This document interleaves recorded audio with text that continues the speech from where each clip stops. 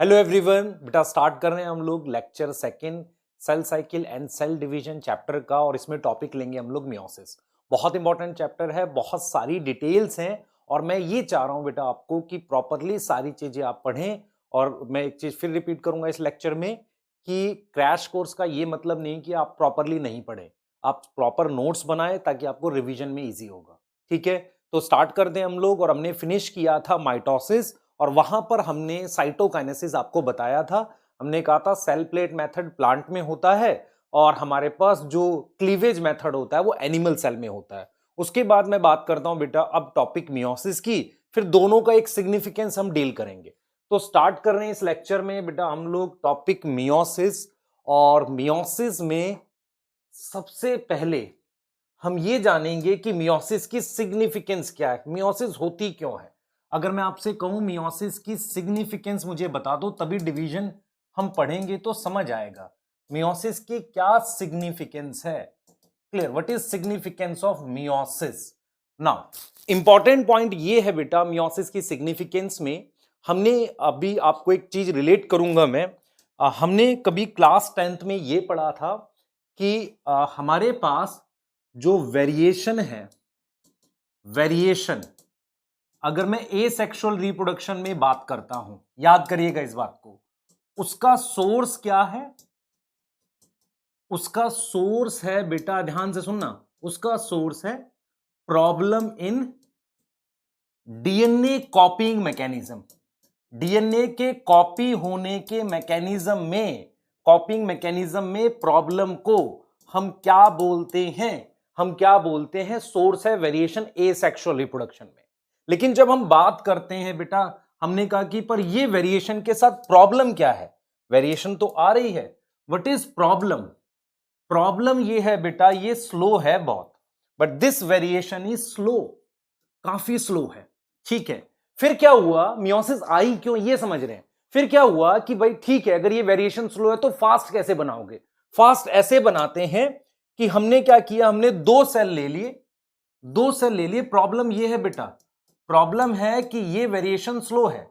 फिर हमने कहा ठीक है, जस्ट कंबाइन टू सेल और उनकी वेरिएशन कंबाइन करो। तो मोर वेरिएशन के लिए हमने क्या स्टार्ट किया? मोर वेरिएशन के लिए हमने दो सेल को कंबाइन कर दिया ताकि ज्यादा वेरिएशन आए। ठीक है, फॉर मोर वेरिएशन। पर यहां पर एक गड़बड़ है, अगर यहां पर मेरे पास 20 क्रोमोसोम हैं और यहां 20 हैं तो इसमें 40 हो जाएंगे, क्रोमोसोम के नंबर डबल हो जाएंगे। तो मुझे तब एक डिवीजन की जरूरत पड़ी जो इन क्रोमोसोम के नंबर को हाफ कर सके। यह बहुत इंपॉर्टेंट बात है, हमें एक डिवीजन की जरूरत पड़ी जो इस क्रोमोसोम के नंबर को क्या कर सके? हाफ कर सके। वो डिवीजन है मियोसिस। तो इसका मतलब मैं ये कह सकता हूं कि मियोसिस समहाउ माइटोसिस से इवॉल्व हुई होगी, है ना? किस लिए इवॉल्व हुई होगी? सो दैट हम क्या बना सके? वेरिएशन बना सकें। क्योंकि सेक्सुअल रिप्रोडक्शन का मेन पर्पस क्या है, देख रहे हैं आप? सेक्सुअल रिप्रोडक्शन का मतलब है फ्यूजन ऑफ टू सेल, और उसके लिए मुझे कहीं ना कहीं क्रोमोसोम नंबर को हाफ करना पड़ेगा। तो अगर मैं सिग्निफिकेंस की बात करूं तो मैं कहूंगा आपको, ध्यान से सुने बेटा, मैं कहूंगा आपको कि मियोसिस एक ऐसी डिवीजन है, हम कहेंगे मियोसिस इज अ डिवीजन जो क्या कर रहा है? Which decrease chromosome number to half, chromosome number to half.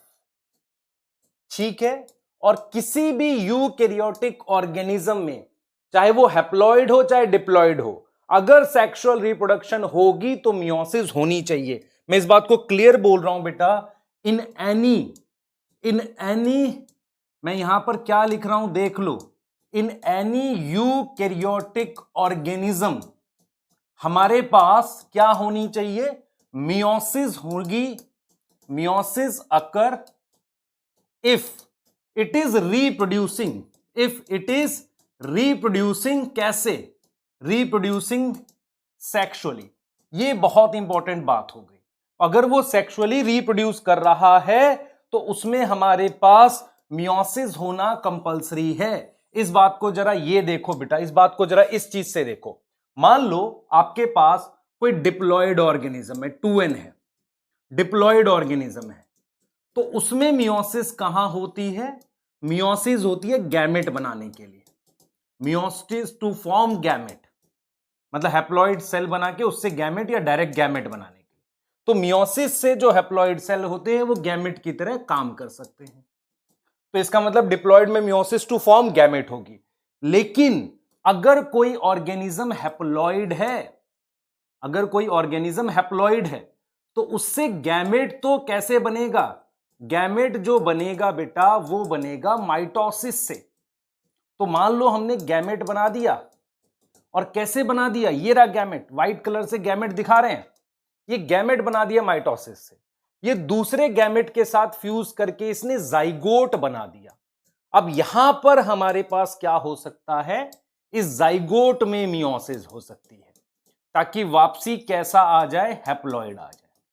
तो आपने क्या सीखा? आपने ये सीखा कि meiosis can occur in both diploid organism and haploid organism. Diploid में टू मेक गैमेट, एक जनरल बात कर रहे हैं। हैप्लॉइड में किस लिए होगा? जाइगोट में मियोसिस करके हैप्लॉइड स्टेज वापसी लाएंगे। क्लियर हो गई बात? ये क्लियर है? तो meiosis is a division which decrease chromosome number to half. Clear? अब हम इसके स्टेप्स पढ़ेंगे, पर मेरी बात ये चीज समझ लो कि मियोसिस कहीं ना कहीं माइटोसिस से इवॉल्व हुई है। और इस डिवीजन की खास बात क्या है अभी देख लेते हैं। हम इसको सेल साइकिल के थ्रू ही देखना चाहेंगे, क्योंकि उससे आपको ये ज्यादा समझ आएगी। नाउ हमने क्या किया? सेल साइकिल बना लिया, ठीक है, क्लियर। इस सेल साइकिल में हमारे पास फेजेस हैं। इस तरीके से मैं फेजेस दिखा रहा हूं, ठीक है। इस तरीके से मैं क्या दिखा रहा हूं? Phases. Now this phase is G1 S G2। अगर मैं आपसे पूछूं, मुझे यह बताओ कि G2 फेज में यहां पर what is amount of DNA? आप कहेंगे 4C, क्योंकि ये बेसिकली यहां हमारे पास क्या हुआ था? 2C से अमाउंट क्या हुआ था? 4C हुआ था। That was amount of DNA. अब हम ये कहते हैं बेटा कि अगर मैं इसमें मियोसिस बोलूं, मैं कहूं कि भाई यहां मियोसिस हो रही है, तो मियोसिस कैसे हो रही है? हम कहेंगे चलो एक काम करते हैं, मेरे पास एक डिप्लॉइड सेल है जिसके पास अमाउंट ऑफ डीएनए 4C है, ये वाला। इसको दो बार डिवाइड करते हैं, एक बार करेंगे मियोसिस 1 और एक बार करेंगे मियोसिस 2। तो इसका मतलब यह हुआ कि मियोसिस एक ऐसी डिवीजन है जिसमें दो बार सेल डिवाइड करता है, पर डीएनए रेप्लिकेशन एक बार हुई होती है, वो भी एस फेज में। समझ रहे हो? तो मियोसिस को लेकर आप अगर सेल साइकिल ड्रॉ करोगे तो आप ये कहोगे कि डीएनए रेप्लिकेशन एस फेज में एक बार हुआ, लेकिन मियोसिस में 1 और 2 दो बार डीएनए डिवाइड किया है। इसलिए हम कहते हैं मियोसिस में दो पार्ट में हम पढ़ते हैं, मियोसिस 1 एंड 2, लेकिन एस फेज में डीएनए रेप्लिकेशन होने के बाद हमारे पास ये डिवाइड कितनी बार किया है? दो बार। ये चीज आपको समझ आनी चाहिए। तो डीएनए रेप्लिकेशन एस फेज में हुई, डिवीजन मियोसिस 1 और 2 में दो बार हुई, ठीक है। तो यहां पर हमारे पास फाइनली यहां पर 2C के दो सेल यहां आ जाएंगे इस पॉइंट पर, और फाइनली 4 सेल आएंगे जिसमें अमाउंट ऑफ डीएनए क्या होगा? C। ये चीज समझ पा रहे हैं? ऐसा कुछ होने वाला है। तो हमने यहां पर कहा भाई मियोसिस 1 करके कितने सेल आ गए? 2 सेल। फिर यहां पर कितने आ गए? 4 सेल। और चारों सेल में हमारे पास अमाउंट ऑफ डीएनए क्या है? C है। यहां तक समझ पा रहे हो? ठीक है। ये हम मियोसिस को लेके हमने एक जनरल बात आपको समझा दी, ठीक है। मियोसिस 1 एंड मियोसिस 2, इसके बीच के इस गैप को, this gap between meiosis 1 and 2 is known as इसको नाम देते हैं इंटरकाइनेसिस। क्या नाम दे दिया बेटा हमने? इंटरकाइनेसिस नाम दे दिया। हमने कहा ये मियोसिस 1 और 2 के बीच का गैप है, इसको नाम दे देते हैं इंटरकाइनेसिस। क्या नाम दे दिया? इंटरकाइनेसिस, है ना। मियोसिस 1 और 2 के बीच में इसमें कोई डीएनए डबल नहीं होता, नो डीएनए डुप्लीकेशन, डबल नहीं होता भाई। यहां पे डबल सिर्फ एक बार होता है, कब? किसी सेल साइकिल में, एस फेज में। क्लियर है? सो स्टार्ट करते हैं मियोसिस 1 से, है ना। बैकग्राउंड बना लिया हमने, ठीक है। तो मियोसिस 1 को पढ़ते हैं पहले। आपको समझ आ गई क्या किया मैंने कहा कि नॉर्मल सेल साइकिल में दो बार डिवाइड करेंगे, मियोसिस 1 और मियोसिस 2, ठीक है। Starting with meiosis 1। सबसे पहले हम बात करने वाले हैं किसकी? मियोसिस 1 की बात करने वाले। ठीक है, मियोसिस 1 की बात करने वाले। ध्यान से सुनिए बेटा, मियोसिस 1 है ना, हमने या सिंपल हम पहले मियोसिस को ही देख लेते हैं। 1 और 2 तो ठीक है, पहले मियोसिस को देख लेते हैं। हमने कहा भाई मियोसिस को 2 पार्ट में डिवाइड कर लेते हैं, एक मियोसिस 1 और एक मियोसिस 2। ठीक है, ठीक है। मियोसिस 1 में मेरे पास क्या स्टेजेस हैं? मैं लिखूंगा प्रोफेज 1, मेटाफेज 1, ये स्टेजेस हैं बेटा, क्योंकि माइटोसिस से इवॉल्व हुई है ये, तो कहीं ना कहीं फेजेस वही रहेंगी, मिलती जुलती, चेंजेस अलग हो जाएंगे। टीलोफेज 1 नाम वही है। ठीक, यहां आ जाओ, यहां पर प्रोफेज 2, मेटाफेज 2 है ना, ठीक है, एनाफेज 2, ये मियोसिस 2 की बात कर रहा हूं बेटा, टीलोफेज 2। तो ये मेरे पास मियोसिस 2 है, ये मेरे पास क्या है बेटा, मियोसिस 2 है, उसकी स्टेजेस हैं, और ये वाली मेरे पास किसकी स्टेजेस है, मियोसिस 1 की, है ना। और इनके बीच में जो गैप है, उस गैप का नाम है इंटरकाइनेसिस, इंटरकाइनेसिस। ठीक है, क्लियर। तो 2 बार डिवाइड करने वाले हैं, मियोसिस 1 और मियोसिस 2 दोनों की बात करेंगे। सबसे पहले मियोसिस 1 की हम लोग बात करने वाले हैं बेटा। मियोसिस 1 क्या होता है उसको पढ़ेंगे। ठीक है, मैंने लिखा मियोसिस 1, मैंने क्या लिखा, मियोसिस 1 लिखा, है ना, क्लियर। हाँ, इसको कलर चेंज कर देते हैं बेटा, दिखेगा नहीं ऐसे। मियोसिस 1 लिखा, देखिए क्या हो रहा है, मियोसिस 1, ध्यान से देखिएगा, बहुत इंपॉर्टेंट है और बहुत जरूरी है समझना इसको। देखो, मियोसिस 1 की हमारी 4 स्टेजेस हैं, प्रोफेज 1, मेटाफेज 1, एनाफेज 1 और टीलोफेज 1। सबसे पहले हम पढ़ेंगे किसको, प्रोफेज 1 को, इसके बारे में जानेंगे। अब मैं आपको एक चीज समझाता हूं। देखो, मियोसिस इवॉल्व क्यों हुई थी? हमने कहा था मियोसिस इसलिए इवॉल्व हुई थी कि हमें क्रोमोसोम नंबर हाफ करना है, पहला पॉइंट। फिर हमने कहा ठीक है, क्रोमोसोम नंबर हाफ करना है, इसके लिए मियोसिस इवॉल्व हुई। पर हुई कब? जब सेक्सुअल रिप्रोडक्शन को जरूरत थी। समझ पा रहे हो? जब सेक्सुअल रिप्रोडक्शन को जरूरत थी तब मियोसिस इवॉल्व हुई। तो इसका मतलब कहीं ना कहीं वेरिएशन के लिए इवॉल्व हुई। तो जब नेचर ने कहा वेरिएशन बनानी ही है, तो प्रोफेज 1 में कुछ ऐसा करते हैं कि और वेरिएशन आ जाए। तो प्रोफेज 1 में क्या किया गया, क्रॉसिंग ओवर का कॉन्सेप्ट इवॉल्व किया गया। तो प्रोफेज 1 में नॉर्मल चेंजेस के अलावा और चेंजेस भी हैं, जिसे हमने स्टेजेस का नाम दे दिया। तो आपको क्या दिखेगा, प्रोफेज 1 में बहुत सारी स्टेजेस हैं, हम उनको देख रहे हैं अब। ठीक है, हम उनको देख रहे हैं, प्रोफेज 1 में बहुत सारी स्टेजेस हैं, हम उनको देख रहे हैं। कौन सी स्टेजेस हैं भाई प्रोफेज 1 में?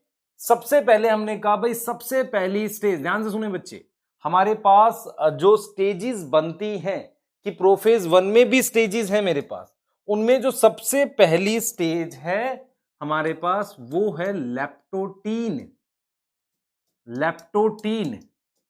Then we have zygotene, then we have third is pachytene, fourth is diplotene. ये वो स्टेजेस हैं जो बेसिकली आपको कहां हेल्प करेंगी। ध्यान से सुनो बेटा, ध्यान से सुनो, ये स्टेजेस प्रोफेज 1 में है, सिर्फ प्रोफेज 1 में स्टेजेस हैं ये, इनमें नहीं है हमारे पास मेटाफेज एनाफेज में, क्योंकि प्रोफेज 1 में काफी बदलाव होते हैं और मेन पर्पस क्या है, वेरिएशन का। तो हम इस बात को लिख सकते हैं, in order to make, in order to produce more variation, in order to produce more variation, हमारे पास क्या है, ध्यान से सुनना, in order to produce more variation, हमारे पास some additional changes, some additional changes occur in prophase prophase 1 known as stages। वो stages हैं हमारे पास, 5 स्टेजेस हैं जिनको हमने क्या नाम दिया है, स्टेजेस, 5 स्टेजेस। डन। तो स्टार्ट करते हैं जरा प्रोफेज 1 की पहली स्टेज, जिसका नाम हमने क्या रखा है बेटा, लेप्टोटीन। चलिए आइए लेप्टोटीन पे बात कर लेते हैं एक बार। एक बात लेप्टोटीन पर भी होनी चाहिए, है ना, लेप्टोटीन पर बात होनी चाहिए भाई, बिल्कुल। लेप्टोटीन, है ना, लेप्टोटीन। अब ये लेप्टोटीन क्या है इसको समझते हैं जरा। देखो बेटा, सिचुएशन कहां है, आपके पास ये न्यूक्लियर, ये सेल है, ये सेल है जिसमें मियोसिस करनी है। सेल के अंदर ये आपके पास न्यूक्लियस है, ठीक, ये न्यूक्लियस है, ठीक है। Now this is chromatin, this is chromatin, ये क्रोमेटिन है, ठीक है। उसके बाद ये वो स्ट्रक्चर है जो अपोजिट पोल पे मूव करेगा, जो डबल हुआ था हमारे पास एस फेज में, याद है, मैं रिपीट कर देता हूं, एस फेज में सेंट्रोजोम डबल हुआ था, ये वो है। उसके अलावा न्यूक्लियोलस वगैरह भी होगा इसमें, है ना, ये न्यूक्लियोलस है हमारे पास। चलो देख लेते हैं एक बार, लिख देते हैं सारा क्या क्या है हमारे पास। This is cell, this is nucleus, ठीक है, दिस इज क्रोमेटिन, एक dense material nucleolus, this is centrosome जो डबल हुआ था किसमें, एस फेज में, ठीक। अब क्या करना है, करो जरा, देखते हैं चेंजेस, देखते हैं। देखो लेप्टोटीन में क्या होता है, लेप्टोटीन में क्रोमेटिन कंडेंस होता है सिर्फ, क्या कंडेंस होता है, क्रोमेटिन कंडेंस होता है।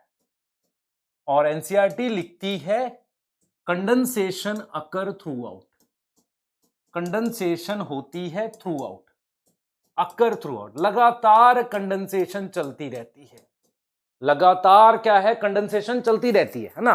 तो लेप्टोटीन में क्रोमेटिन कंडेंस हो गया, कंडेंसेशन लगातार चल रही है, और उस कंडेंसेशन की वजह से मेरे पास थोड़ा सा कंडेंस क्रोमेटिन दिखता है। तो आपके पास ये न्यूक्लियर है, अभी न्यूक्लियर मेम्ब्रेन वैसी की वैसी, सेंट्रोजोम को किसी ने कुछ नहीं बोला, वो अपना मस्त एकदम वैसा ही है, देखो ऐसे, कोई दिक्कत नहीं।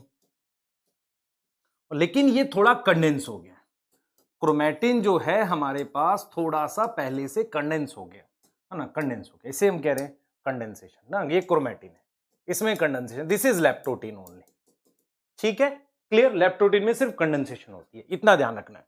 अब आ जाओ next stage, next stage is known as zygotene, second stage is known as, second stage is known as हमारे पास जाइगोटीन। अब इस जाइगोटीन में क्या होगा इसको समझेंगे, ठीक है। ये लेप्टोटीन था हमारे पास, हमने कहा ठीक है, ये देखो भाई, ये रहा आपके पास सेल, ये रहा उसका न्यूक्लियस, ठीक है। ये आपके पास सिचुएशन थी कि आपके पास अभी क्रोमेटिन थोड़ा कंडेंस हुआ था ऐसे, और उसके बाद क्या हुआ बेटा, याद करो, हमारे पास यहां पर सेंट्रोजोम था, यहां क्या था, सेंट्रोजोम था, ठीक है, यहां क्या था बेटा, सेंट्रोजोम था, ठीक। चलिए आगे चलते हैं, कहानी देखते हैं क्या हुई है बात। अब क्या हुआ है हमारे पास, अब क्या हुआ है उस पे बात कर लेते हैं।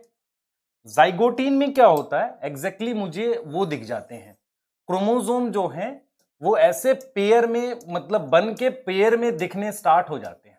देखो मुझे क्या दिखेगा, क्रोमोसोम अपीयर हो जाएंगे, क्रोमोसोम इस तरीके से अपीयर हो जाएंगे, ऐसे इस तरीके से क्रोमोसोम भी पूरी तरह कंडेंस नहीं होंगे, लेकिन क्रोमोसोम हमारे पास ऐसे अपीयर हो जाएंगे, और वो पेयरिंग स्टार्ट कर देंगे। पेयरिंग का मतलब एक दूसरे के साथ होमोलोगस क्रोमोसोम क्लोज आना स्टार्ट कर देंगे, तो पेयरिंग स्टार्ट हो जाएगी बेटा, पेयरिंग स्टार्ट हो जाएगी। तो मैं अगर मान लो 6 क्रोमोसोम दिखा रहा हूं आपको, तो मैं आपसे पूछूं जाइगोटीन में क्या होगा, हम कहेंगे जाइगोटीन में क्रोमोसोम अपीयर हो जाएंगे, क्रोमोसोम क्या हो जाएंगे, अपीयर हो जाएंगे। और ये क्रोमोसोम, जैसे ये वाला क्रोमोसोम इसका होमोलोगस पेयर है, ये लोग आपस में पेयर करना स्टार्ट कर देंगे, तो क्या स्टार्ट हो जाएगी, पेयरिंग स्टार्ट हो जाएगी, पेयरिंग ऑफ होमोलोगस क्रोमोसोम, ये स्टार्ट हो जाएगी। और इसको मैं नॉर्मल माइक्रोस्कोप से पेयर क्रोमोसोम को देख सकता हूं, ये स्टार्ट हो जाएगी। तो आपको क्या दिखेगा जाइगोटीन में, ध्यान से देखना बेटा, आपको जाइगोटीन में क्या दिखेगा कि क्रोमोसोम जो थे वो इस तरीके से पेयर हो गए, ऐसे क्रोमोसोम इस तरीके से क्या हो गए, होमोलोगस वाले एक दूसरे के साथ ऐसे पेयर हो गए। ठीक है, तो हम यहां पर लिखेंगे कि इन जाइगोटीन हमारे पास क्या होगा, प्रोसेस ऑफ पेयरिंग होगी, प्रोसेस ऑफ क्या होगी, पेयरिंग हो जाएगी। जाइगोटीन में हमारे पास प्रोसेस ऑफ पेयरिंग हो जाएगी, पेयरिंग स्टार्ट हो जाएगी, पेयरिंग का प्रोसेस स्टार्ट हो जाएगा। इस प्रोसेस को, जो प्रोसेस ऑफ पेयरिंग है, उसे हम कहते हैं साइनेप्सिस। तो this process is known as synapsis. तो सबसे पहला पॉइंट आपको क्या याद करना है, व्हाट इज साइनेप्सिस। सबसे पहली चीज आपको याद करनी है व्हाट इज साइनेप्सिस। तो साइनेप्सिस इज अ प्रोसेस, साथ आने के प्रोसेस को साइनेप्सिस कह रहे हैं, और उसकी वजह से हमारे पास ये बन जाएंगे जिसे आप क्या बोलोगे, बाइवेलेंट बोलोगे। क्या बन जाएगा, बाइवेलेंट बन जाएगा, बाइवेलेंट, या इसे टेट्राड कहते हैं। अब मेरी बात सुन लो ध्यान से, क्या मैं बोल रहा हूं, व्हाट इज बाइवेलेंट। बाइवेलेंट का मतलब दो क्रोमोसोम, 1 और 2, ये पेयर। टेट्राड का मतलब 4 क्रोमेटिड, एक ही बात है, अब देख लो। बाइवेलेंट का मतलब दो क्रोमोसोम, टेट्राड का मतलब 4 क्रोमेटिड। तो आपको ऐसे बाइवेलेंट और टेट्राड दिखेंगे। तो process is synapsis, result of synapsis क्या आएगा, रिजल्ट ऑफ साइनेप्सिस क्या आएगा बेटा, इज इक्वल टू हमारे पास बाइवेलेंट और टेट्राड, बाइवेलेंट और टेट्राड। और इनको साथ कौन रखेगा, एक केमिकल होता है जो इन्हें साथ रखेगा बेटा, एक केमिकल होगा जो इन्हें साथ रखेगा। ये बीच में कोई केमिकल होगा जो इन्हें साथ रखेगा, प्रोटीन का बना हुआ। उस केमिकल का नाम है, हम कहेंगे साइनेप्टोनीमल कॉम्प्लेक्स। तो साइनेप्टोनीमल कॉम्प्लेक्स जो है, इसको क्या करेगा, साथ रखेगा। तो आप पेयर देख सकते हो, ठीक है, पेयर दे सकते हो, देख लो इस चीज को। आपको जाइगोटीन में ऐसा ही दिखेगा। अगर मैं आपको दिखाऊं तो जाइगोटीन ऐसा दिखेगा आपको। अगर ये न्यूक्लियस है, अभी न्यूक्लियस मेम्ब्रेन टूटी नहीं है बेटा, प्रोफेज ही पढ़ रहे हैं हम भी, है ना। ये न्यूक्लियस है आपके पास। तो आपको क्रोमोसोम इस तरीके से पेयर में दिख जाएंगे, ऐसे पेयर दिख जाएगा क्रोमोसोम का इस तरीके से, ठीक है। और उस पेयर के बीच में वो केमिकल होगा जो उन्हें साथ रखे हुआ है, साइनेप्टोनीमल कॉम्प्लेक्स। इस एक पेयर को हम क्या नाम देंगे, इस एक पेयर को हम नाम देंगे क्या, बाइवेलेंट। एक पेयर को हमने क्या नाम दे दिया, बाइवेलेंट एंड टेट्राड, और टेट्राड नाम दे दिया। ठीक है, अभी कितने टेट्राड बना रखे, 3, है ना। कितने टेट्राड है, एक ये, 2, 3। तो अगर मान लो ह्यूमन सेल होता, इन ह्यूमन सेल, अगर ये किसका सेल होता, ह्यूमन का सेल होता, तो कितने टेट्राड बनाते, हमारे पास 23 टेट्राड दिखते, क्योंकि 23 पेयर होते हैं क्रोमोसोम के। तो जितने पेयर उतने टेट्राड। यहां तक समझ आ गई बेटा। और एक टेट्राड का मतलब क्या है, 4 क्रोमेटिड, और एक बाइवेलेंट का मतलब 2 क्रोमोसोम, एक ही बात है, एक क्रोमोसोम में 2 क्रोमेटिड है। यहां तक समझ आ रही है बेटा। और इसके बीच में वो केमिकल साइनेप्टोनीमल कॉम्प्लेक्स, वो और समझ लो, वो केमिकल इन्हें साथ रखेगा। साथ आने को कहते हैं क्या, साइनेप्सिस, और रिजल्ट है टेट्राड। अब एनसीईआरटी कहती है भाई ये तो मुझे नॉर्मल माइक्रोस्कोप में दिख जाएगा, अगर मुझे डिटेल देखनी है, साइनेप्टोनीमल कॉम्प्लेक्स देखना है, ये इलेक्ट्रॉन माइक्रोस्कोप में दिखेगा। तो इसको मैं देख सकता हूं इलेक्ट्रॉन माइक्रोस्कोप में, बाइवेलेंट मुझे विजिबल हो जाएगा नॉर्मल माइक्रोस्कोप में। यहां तक समझ आनी चाहिए। अब ये तो 2 स्टेज होगी पैकेज, इसकी क्या नाम है आपकी, मियोसिस 1 के प्रोफेज 1 की, है ना। कितनी स्टेज हो गई, 2। अब क्या करोगे, सोचो। अब मुझे क्या करना था, इन्हें साथ क्यों ले आए, मतलब क्या जरूरत थी इन क्रोमोसोम को साथ ले आया, क्या पड़ी है भाई, अरे दूर दूर थे आराम से, क्यों ले आए साथ, क्रॉसिंग ओवर कर दो। क्या होता है क्रॉसिंग ओवर, डीएनए एक्सचेंज करना है ना। ठीक है, तो क्यों साथ लाए वो देख लेते हैं। तो थर्ड स्टेज हमारे पास है पैकेटिन।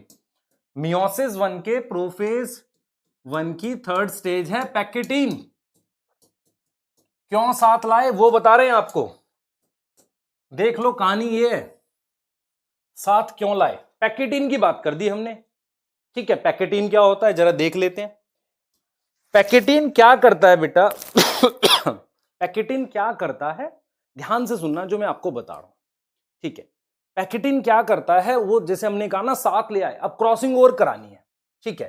तो देखना जरा होगा क्या एग्जैक्टली, ठीक है। देखना जरा, मेरे पास ये न्यूक्लियस है, हमने पेयरिंग करा ली थी, इनको साथ ले आए थे, ठीक है। ये इस तरीके से पेयरिंग थी। पैकेटिन में देखो क्या होगा, पेयरिंग तो हो गई थी, ठीक है। अगर क्वेश्चन आए कि बाइवेलेंट क्लियरली कब विजिबल होगा, पैकेटिन में, है ना, ठीक है। अब मैं क्या कर रहा हूं, इसको जरा जूम करके बना लेता हूं आपके लिए। इसको कहता हूं कि चलो जूम कर लेते हैं, इस वाले को जूम कर लेते हैं जरा, ये वाले क्रोमोसोम पेयर को। तो मेरे को कैसा दिखेगा देखो जरा, ये मेरे पास ये एक पेयर है मान लो, ठीक। इस एक पेयर में मेरे पास मान लो ये सेंट्रोमियर है यहां, तो इन्हें हम क्या बोलते हैं, ध्यान सुनो बेटा, इन्हें इससे इस क्रोमेटिड को इस क्रोमेटिड को हम कहते हैं सिस्टर क्रोमेटिड, क्योंकि ये किस पे जुड़ी हुई है, कॉमन सेंट्रोमियर पे। ये इनका क्या है, कॉमन सेंट्रोमियर है, और ये जेनेटिकली सेम है। क्या है ये, जेनेटिकली क्या है, सेम, जेनेटिकली सेम है। सही हो गई बात, मतलब एग्जैक्टली सेम है। जेनेटिकली सेम होने का मीनिंग ये हुआ कि अगर मैं यहां पर, ध्यान सुनने बेटा, अगर मैं यहां पर कैपिटल टी जीन लिखता हूं तो यहां भी कैपिटल टी है, यहां कैपिटल आर लिखता हूं यहां कैपिटल आर है, यहां कैपिटल वाई लिखता हूं यहां कैपिटल वाई है, इसे कहते हैं जेनेटिकली सेम, ठीक है। ऐसे ही ये दोनों भी क्या हैं, सिस्टर क्रोमेटिड। तो इसका मतलब ये हुआ बेटा, इसका मतलब ये हुआ कि यहां जो जीन लिखूंगा, मान लो यहां लिखी मैंने स्मॉल टी, तो यहां भी स्मॉल टी है, स्मॉल आर यहां स्मॉल आर, स्मॉल वाई यहां स्मॉल वाई, ठीक है। तो सिस्टर क्रोमेटिड ये इसकी कॉपी होता है, ये इसकी कॉपी होता है। कॉपी कब बनी थी, एस फेज में। अब मेरे पास ये दोनों सिस्टर हैं, ये दोनों सिस्टर हैं, ये दोनों सिस्टर हैं, तो इन दोनों को, ये वाली आम, इसको और इसको हम कहेंगे नॉन सिस्टर। समझ लो इस चीज को बेटा, इसे हम क्या बोलेंगे, non sister of homologous pair. तो मैं इन दोनों के बीच में कुछ एक्सचेंज करने वाला हूं, किसके बीच में, इसका इससे एक्सचेंज करूंगा। समझ लो, इसको मैं हमारे पास इससे एक्सचेंज करूंगा, कुछ मटेरियल एक्सचेंज करूंगा, उसे हम कहेंगे क्रॉसिंग ओवर, ठीक है। तो आपको ऐसा कुछ दिखने वाला है पैकेटीन में, आप इस चीज को बहुत ध्यान से देखना बेटा। ये देख लो, ये इस तरीके से दिखेगा आपको, ये आर्म्स जो है, ये देखो, हम ये कह रहे हैं बेटा आपसे, अभी ध्यान से सुनना। मान लो जीन सी लिख देता हूं इस पे, यहां कैपिटल टी है, कैपिटल आर, कैपिटल वाई, यहां capital T, capital R, capital Y, यहां पर small t, small t, small r, small r, small y, small y. आपको एक्सचेंज कराना है किसके बीच में, नॉन सिस्टर क्रोमेटिड के बीच में जेनेटिक एक्सचेंज होने वाला है। नॉन सिस्टर क्रोमेटिड के बीच में क्या होगा बेटा, क्रॉसिंग ओवर होगा। क्या होगा, क्रॉसिंग ओवर। क्रॉसिंग ओवर होने से पहले वो ऐसे आपस में पहले लिपट जाएंगे, ये कैसे, मतलब आपस में इस तरीके से लग जाएंगे, तो वो कुछ ऐसा दिखने वाला है आपको पहले, उससे क्रॉसिंग ओवर होने से पहले आपको ऐसा दिखेगा कुछ, ये देखना, ये इस तरीके से, ठीक है। ध्यान से देखें बेटा, ऐसा कुछ दिखने वाला, ये सेंट्रोमियर रहा। तो ये कुछ इस तरीके के पॉइंट बन जाएंगे। इन पॉइंट्स को हम क्या नाम देते हैं, जहां ये कांटेक्ट में आ जाएंगी नॉन सिस्टर क्रोमेटिड, जिन पॉइंट्स पे कांटेक्ट में आ जाएंगे उन्हें हम कहेंगे रिकॉम्बिनेशन नोड्यूल। क्या बोलेंगे, रिकॉम्बिनेशन नोड्यूल बोलेंगे। यहां पर ये कांटेक्ट में आ जाएंगे एक दूसरे के, ठीक है। और ये वाला पार्ट देख लो, इनके बीच में एक्सचेंज होगा, एक्सचेंज होने का मतलब उसे क्रॉसिंग ओवर कहते हैं। तो हम ये कहेंगे बेटा, ध्यान से सुनेंगे, हम ये कहेंगे कि इन पैकेटीन हमारे पास क्या होती है, in pachytene crossing over occur between non sister chromatid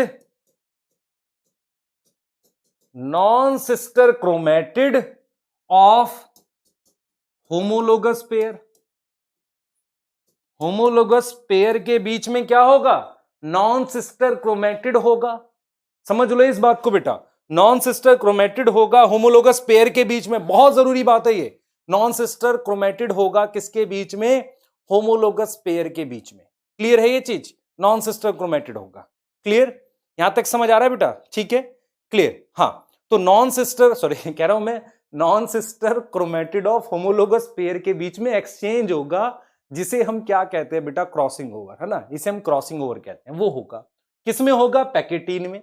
उससे पहले ऐसे आपस में ऐसे उलझ गए, इन्हें कहते हैं रिकॉम्बिनेशन नोड्यूल, और यहां एक्सचेंज हो जाएगा। ठीक है, और आपको बेटा क्रॉसिंग ओवर तो चल रहा है, ठीक है, ये आपस में अभी ये कॉम्प्लेक्स है, क्या नाम है इसका? साइनेप्टोनीमल कॉम्प्लेक्स वही है।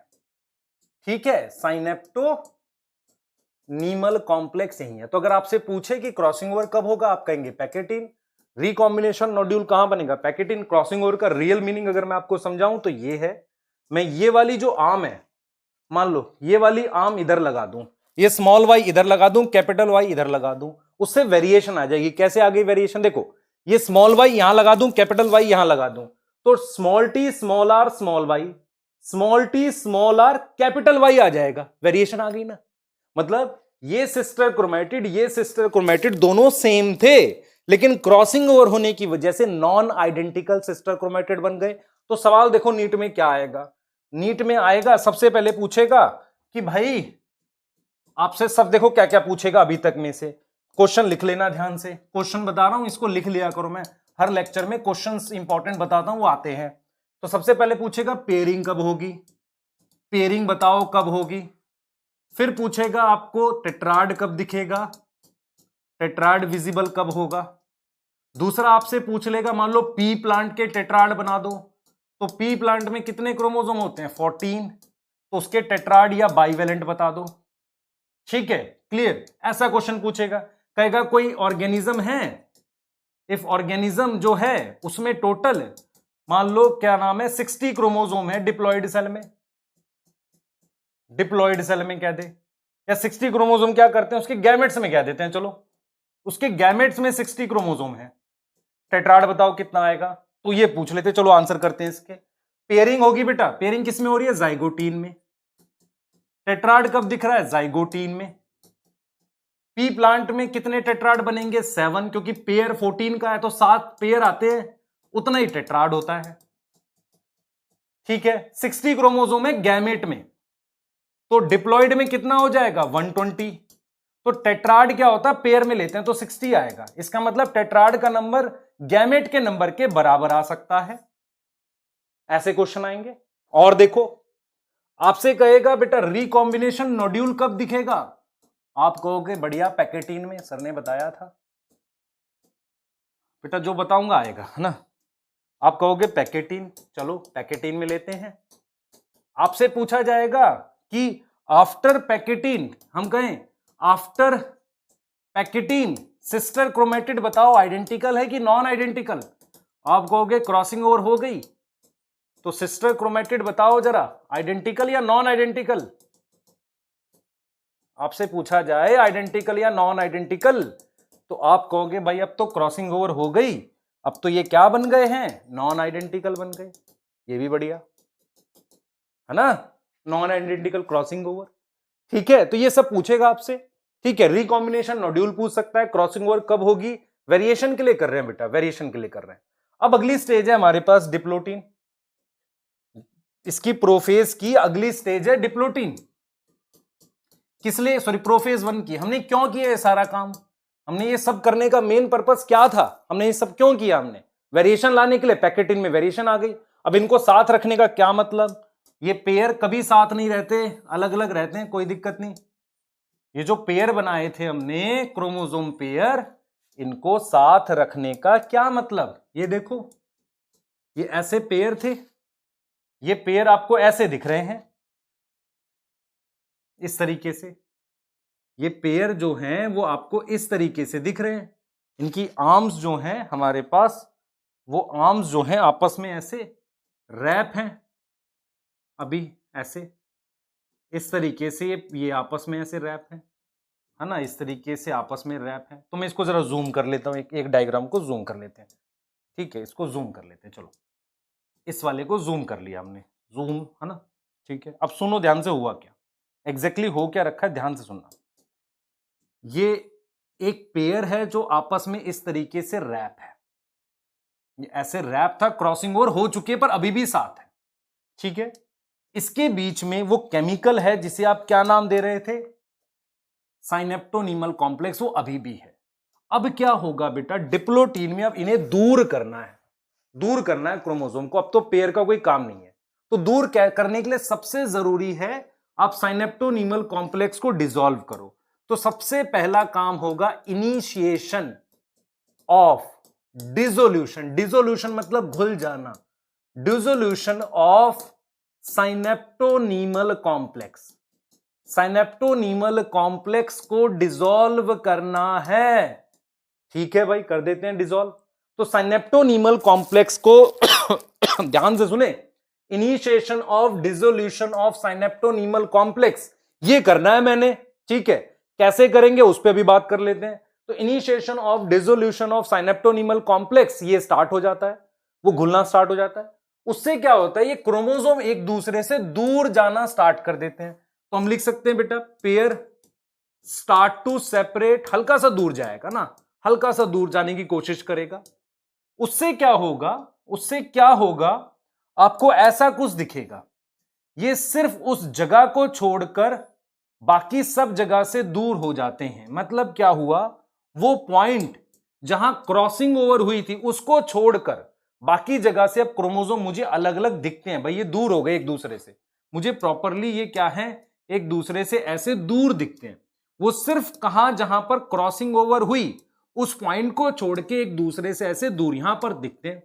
तो मुझे क्या दिखता है बेटा, मुझे ये दिखता है कि क्रॉस लाइक स्ट्रक्चर दिखता है ऐसे, इसकी वजह से। ठीक है, ये अब आपस में दूर जा रहे हैं।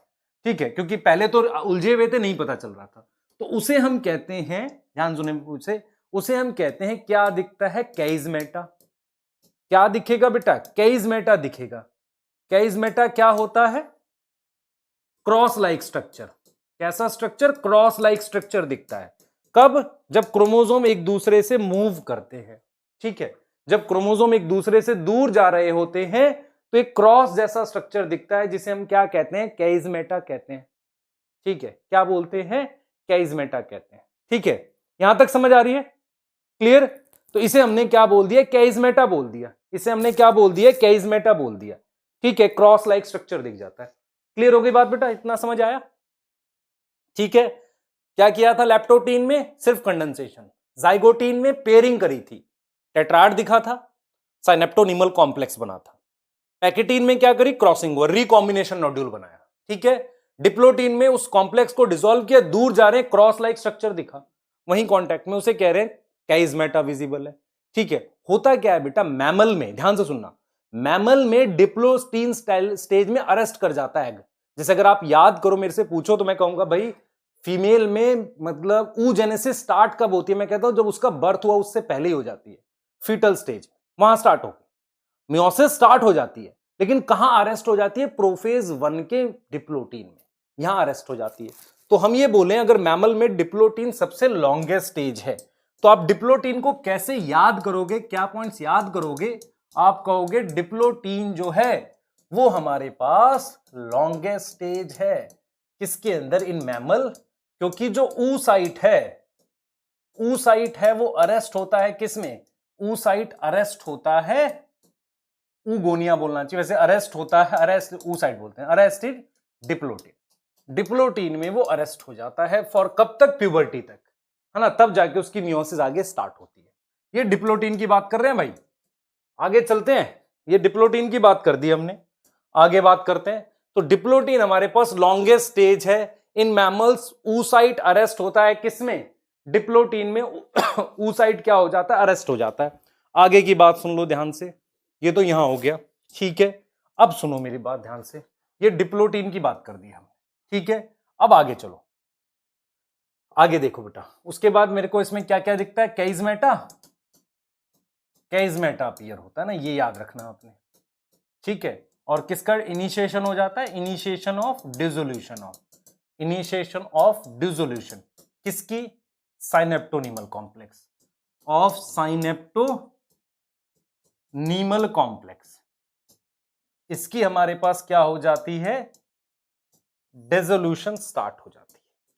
ये हमने समझना है, क्लियर, ये हमने समझना है, ठीक है, क्लियर है, ठीक है।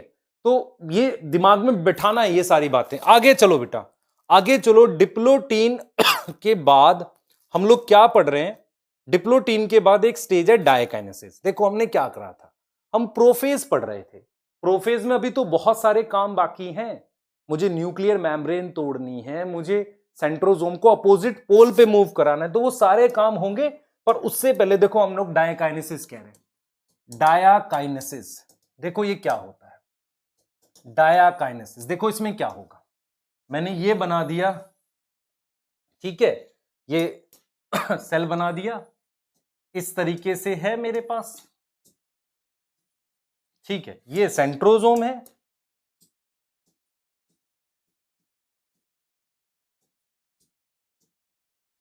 ये सेंट्रोसोम है, इसको अपोजिट पोल पे ले जाओ, चलो भाई, ठीक है। अब देखो क्या क्या हो रहा है, यहां पर आपके पास क्रोमोसोम है जिनमें आपको क्या दिखा है, कैइजमेटा, ऐसे पेयर है जहां पर आपको कैइजमेटा दिखा है, वो एक दूसरे से दूर जा रहे हैं, ठीक है। अब क्या होगा यहां पर, सबसे पहला काम, सबसे पहला काम, क्रोमोसोम जो है उसमें ये कैइजमेटा था आपका, ये दूर जा रहे हैं, दूर जाने की वजह से देखना क्या हो रहा है, हो क्या रहा है, देखो ये जो कैइजमेटा ये इस पॉइंट पर है बेटा, देखना इस चीज को, ये रहा कैइजमेटा, ये क्रॉस यहां है, अब ये क्रॉस की, ये जो क्रॉस है मेरे पास, ये क्रॉस, ये रहा बेटा, ये रहा क्रॉस, ये जो क्रॉस है इसकी टर्मिनलाइजेशन होगी, जैसे ये क्रॉस यहां है, मैं दोनों हाथ की आर्म्स को अगर खींचूं, ये ऐसे आएगा, ये आर्म्स ऐसे है बेटा, इनको खींचूं तो टर्मिनल पॉइंट पे आ गया, देख रहे हैं ये आर्म्स, ऐसे खींचूं, ऐसे खींचूं तो टर्मिनल पॉइंट पे आ गया, तो ये जो क्रॉस है अभी अलग नहीं होगा, लेकिन एक तरीके से टर्मिनल पॉइंट पर आ गया, ये यहां से देखो, इस पॉइंट से वो टर्मिनल पॉइंट पर आ गया, इसे हम कहते हैं, क्या हुआ, इसे हम कहते हैं टर्मिनलाइजेशन ऑफ कैइजमेटा हुआ, क्या हुआ, टर्मिनलाइजेशन ऑफ कैइजमेटा हो गया, मतलब कैइजमेटा टर्मिनल पॉइंट पर यहां आ गया, यहां तक समझ आ रही है, टर्मिनलाइजेशन ऑफ क्या हो गया, कैइजमेटा हो गया, ये भी बढ़िया बात हो गई।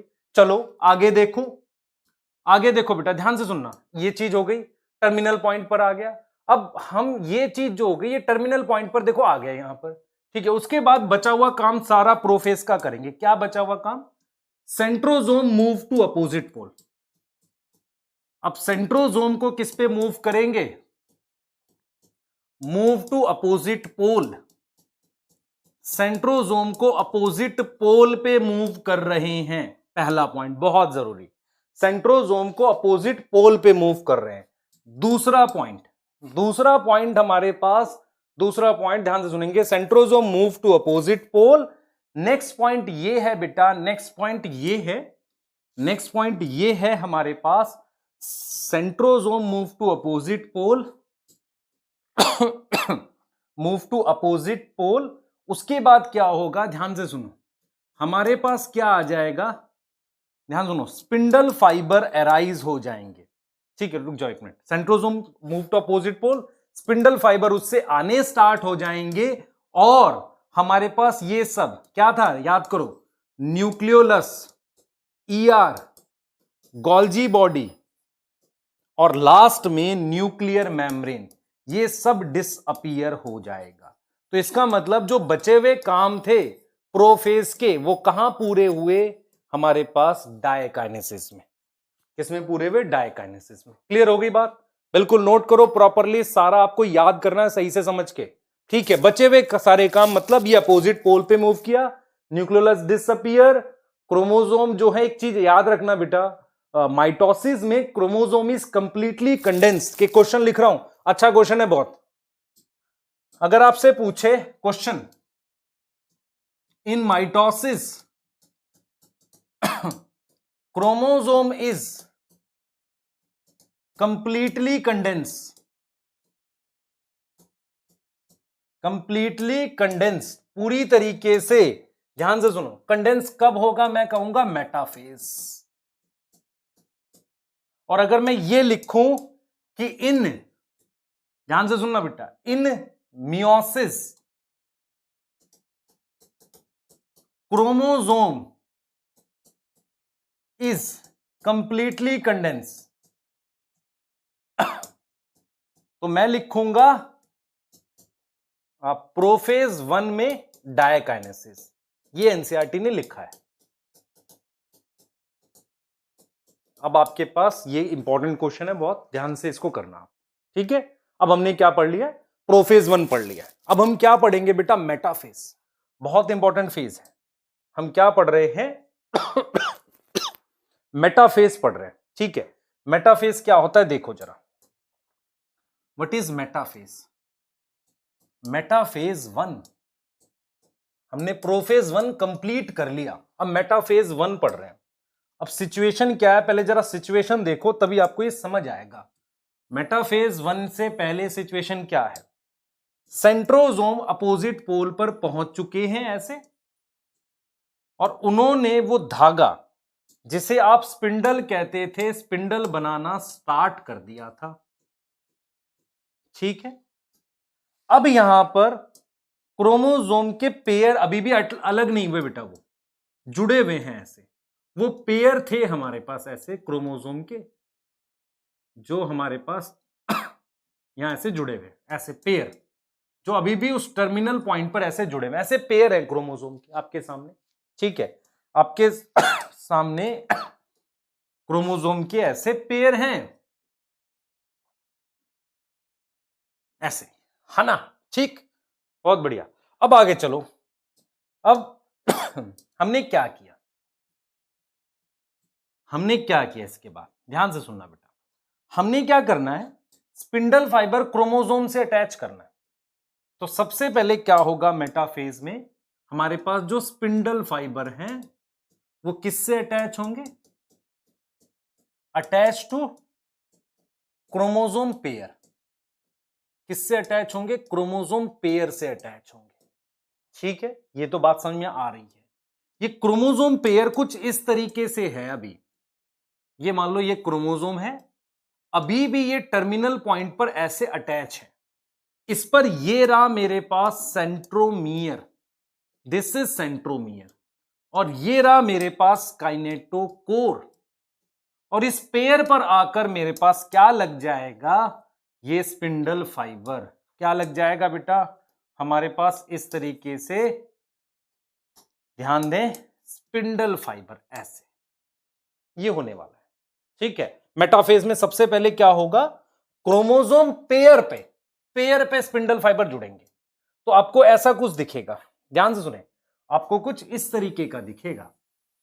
बहुत ध्यान से समझना है बेटा, ये सारी पॉइंट्स क्वेश्चन के लिए इंपॉर्टेंट हैं, और नोट्स बनाते हुए चलना है इसको, और सीखना है चीजों को, ठीक है। ये स्पिंडल फाइबर है, ठीक है। मैं पहले क्रोमोसोम पेयर बना देता हूं आपके लिए। देखो, मान लो एक क्रोमोसोम पेयर ये है, एक क्रोमोसोम पेयर ये है, एक क्रोमोसोम पेयर ये है। ऐसे करते करते ह्यूमन होता तो 23 पेयर होते। तो इनमें मेरे पास ये काइनेटोकोर है, सॉरी ये सेंट्रोमियर है, और इन सेंट्रोमियर पर ये काइनेटोकोर है ऐसे, ठीक है। एक चीज आप अभी आप ऑब्जर्व भी कर रहे होंगे, मैं बता भी रहा हूं क्या, ये ऐसे जुड़ जाएगा। फिर इसको क्या क्या करेंगे, इन सबको मैं सेंटर में ले आऊंगा, ध्यान से सुनना बेटा, इन सबको मैं किस में ले आऊंगा, सेंटर में, ऐसे, इन सबको मैं सेंटर में ले आऊंगा इस तरीके से,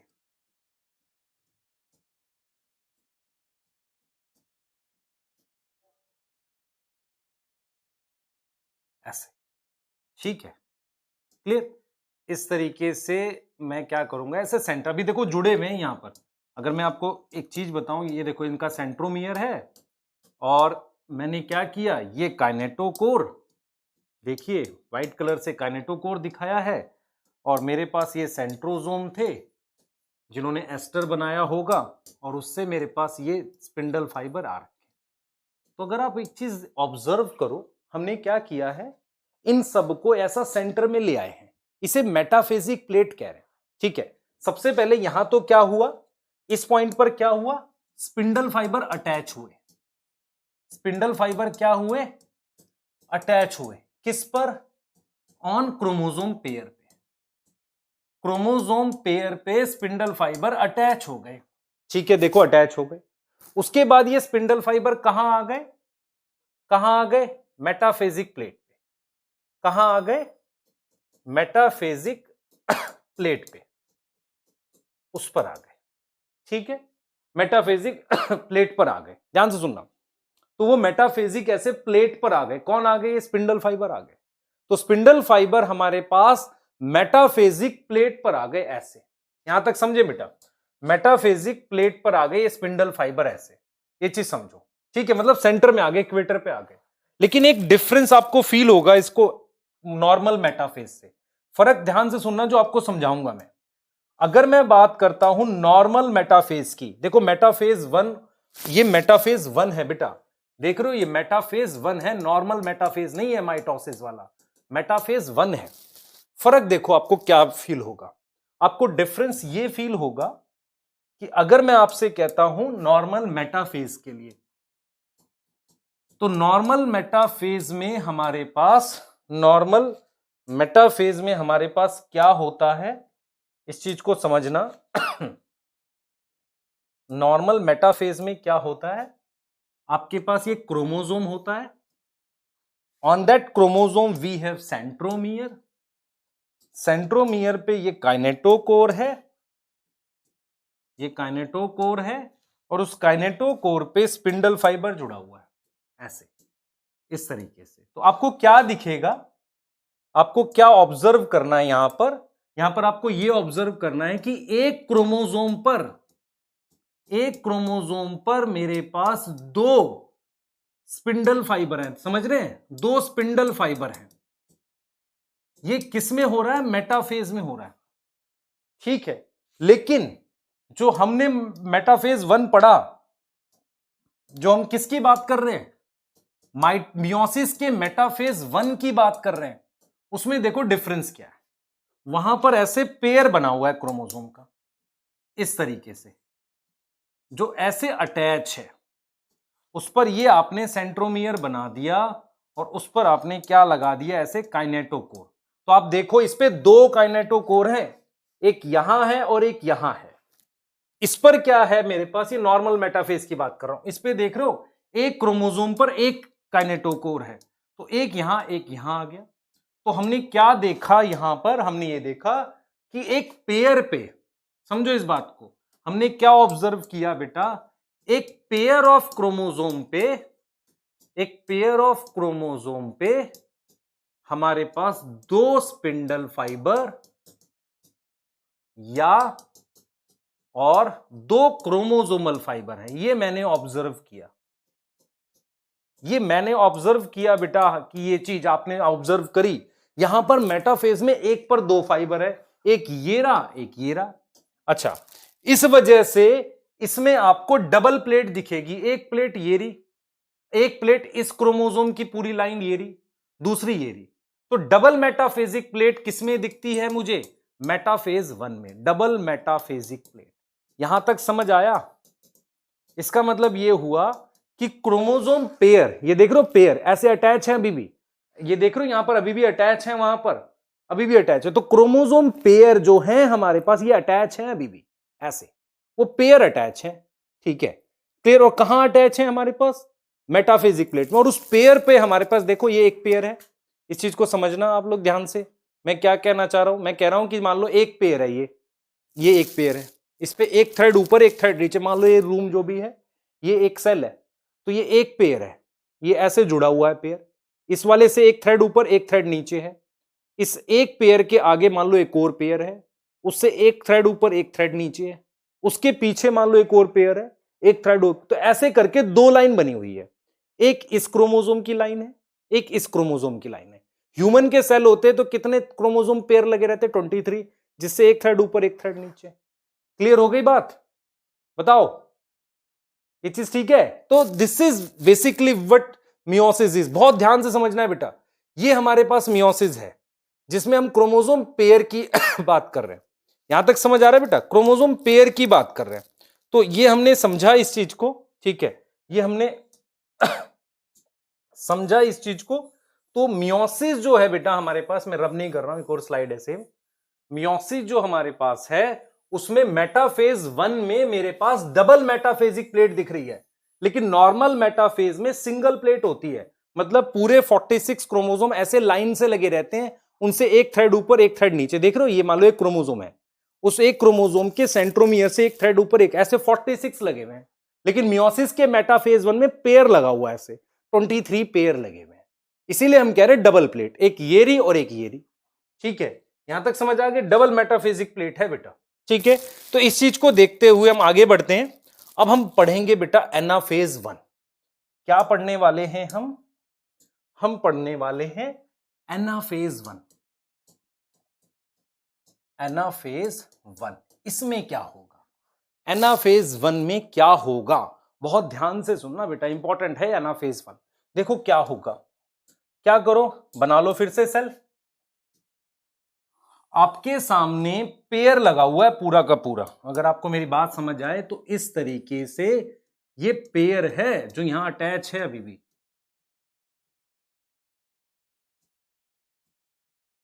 ऐसे। ठीक, उस पेयर पे हमारे पास ये देखो ऐसे, इस पे काइनेटोकोर है। ठीक है, काइनेटोकोर है और हमारे पास, ध्यान से सुने, काइनेटोकोर है,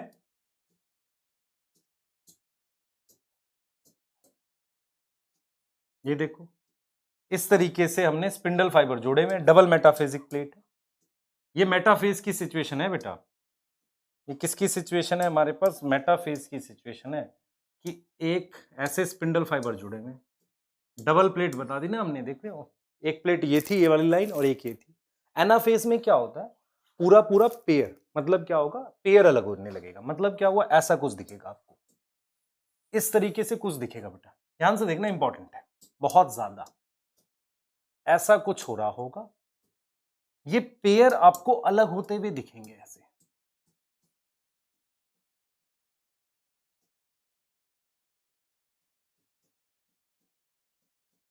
मतलब क्या हुआ? ये देखो, ये जो पेयर है ना, ये पेयर आपस में से ऐसे अलग हो गए। मतलब ये देख रहे हो, पेयर पेयर सेपरेट हो गया ऐसे। ठीक है, ये ऊपर मूव कर रही है, ये इधर जा रहा है और ये इधर जा रहा है। ठीक है, एनाफेज में हो रहा है। एनाफेज 1 में हम कैसे बात करते हैं? हम ऐसे कहते हैं बेटा, इस चीज को हम इस तरीके से दिखाते हैं। आपके पास मान लो ये क्रोमोसोम पेयर है, ध्यान से सुनना, बहुत इंपॉर्टेंट तरीके से बताऊंगा इसे। ये इंपॉर्टेंट है बेटा, ऐसे ये है, इस पर आपके पास ये सेंट्रोमियर था।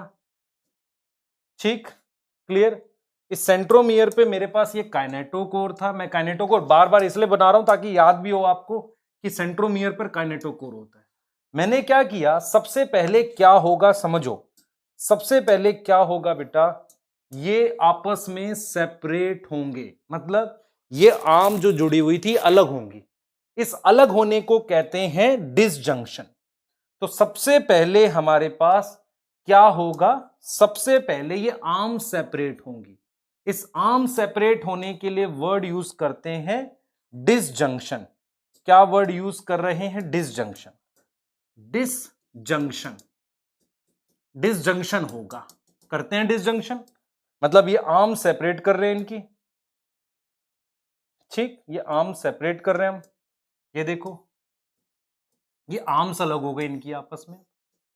ठीक है, और ये सेंट्रोमियर, इस सेंट्रोमियर पर ये काइनेटोकोर और इस पर ये स्पिंडल फाइबर। तो पहले ये आर्म्स अलग हुई है, ये वाली, इसे हमने डिसजंक्शन कहा। अब ये एक दूसरे से दूर मूव करेंगे, जिसे हम सेग्रीगेशन कहेंगे। जिसे हम क्या वर्ड बोलेंगे बेटा? सेग्रीगेशन। क्या वर्ड बोल रहे हैं? सेग्रीगेशन। ये देखो, अब ये ऊपर नीचे मूव कर रहे हैं प्रॉपर तरीके से, अलग अलग जा रहे हैं, तो इसको हमने क्या नाम दे दिया, इस तरीके से सेग्रीगेशन का नाम दे दिया। ठीक है, सेग्रीगेशन का नाम दे दिया। तो ये उस तरीके से जो गया इसे सेग्रीगेशन कह रहे हैं। ठीक है, तो हम ये कह रहे हैं सेग्रीगेशन, है ना। हम क्या बोल रहे हैं, सेग्रीगेशन। तो पहले डिसजंक्शन होती है, अलग होना, फिर सेग्रीगेशन होती है। तो इसका मतलब हम ये कहते हैं कि डिसजंक्शन के बाद सेग्रीगेशन होती है। क्लियर। तो ये चीज आपको दिखेगी, कि ये आपस में अपोजिट ऐसे जा रहे होंगे।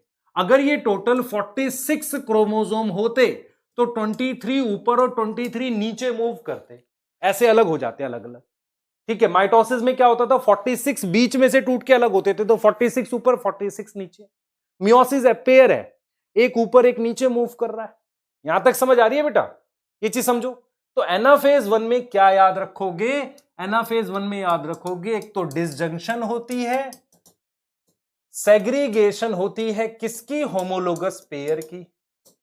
होमोलोगस पेयर अलग हो जाते हैं एक दूसरे से, पेयर सेपरेट हो जा रहे हैं, ये चीज हो रही है। क्लियर, होमोलोगस पेयर अलग हो रहे हैं, बहुत समझने वाली बात है ये।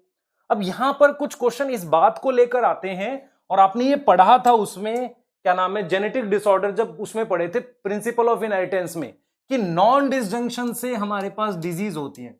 No, what is non disjunction, ये क्या होता है, नॉन डिसजंक्शन क्या होता है, ये हमने समझना है।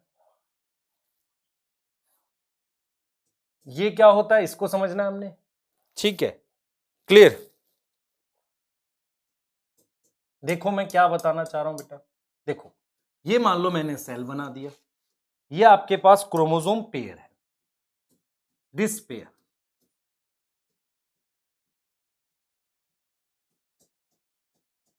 तो ये आपस में सेपरेट होते हैं।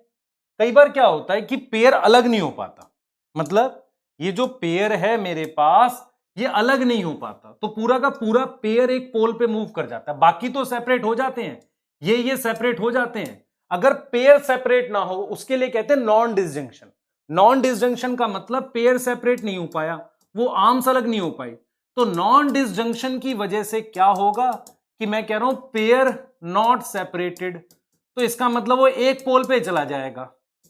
तो उससे क्या होगा, मान लो ये 46 क्रोमोसोम थे, तो ऊपर मेरे पास 24 चले जाएंगे क्योंकि इसका तो पूरा पेयर चला गया, नीचे 22 आ गए। तो 24 वाला अगर 23 से फ्यूचर में फ्यूज करेगा तो मेरे पास अनइक्वल नंबर ऑफ क्रोमोसोम 47 आ जाएंगे। तो जो हम डिजीज पढ़ते थे non disjunction result in aneuploidy, aneuploidy जिसमें हमारे पास डिजीज पढ़ते थे क्लिनफिल्टर, डाउन सिंड्रोम, टर्नर सिंड्रोम। वो क्यों होता है, क्योंकि ये पेयर अलग नहीं हो पाया, और ये कब होता है, एनाफेज 1 में। क्लियर। तो एक नई चीज हमने ये सीख ली इस टॉपिक से। एक चीज और हमने सीखनी है कि जो मेंडल का लॉ है हमारे पास, जो मेंडल का लॉ है वो इसी पर बेस्ड है बेटा। मेंडल का जो लॉ है हमारे पास वो इसी पर बेस्ड है, इस पर बेस्ड है, जिसमें हम कह रहे हैं कि भाई सेग्रीगेशन जो होती है, देखो जरा मैं आपको एक चीज सिखाता हूं। आपके पास हमने ये डायग्राम बनाया, ठीक है, हमने कहा ठीक है क्रोमोसोम है, पेयर में है, खूब सारे पेयर में है, जैसे एक पेयर ये हो गया, ऐसे एक अलग पेयर ये हो गया, एक पेयर ये हो गया, इस तरीके से एक पेयर ये हो गया। तो एक पेयर की सेग्रीगेशन, इस पेयर की सेग्रीगेशन जो है, इस पेयर की सेग्रीगेशन दूसरे पेयर की सेग्रीगेशन पे डिपेंड नहीं करती, है ना। इस पेयर की सेग्रीगेशन इस पेयर पे डिपेंड नहीं करती। ये चीज समझ पा रहे हो, ठीक है। क्या मतलब हुआ अभी बता देता हूं, देखो जरा, ये देखो क्या मतलब हुआ, इसको समझना। ये देखो ये एक पेयर है, इस पेयर पे यहां मान लेते हैं कैपिटल ए जीन है और यहां स्मॉल ए है। दूसरा पेयर, ये उसके साथ में एक और पेयर दिख रहा है ऐसे, यहां मान लेते हैं कैपिटल बी जीन, यहां स्मॉल बी। तो हम ये कह रहे हैं कि मान लो इस पेयर में से ये वाला क्रोमोसोम ऊपर चला गया, ये नीचे चला गया।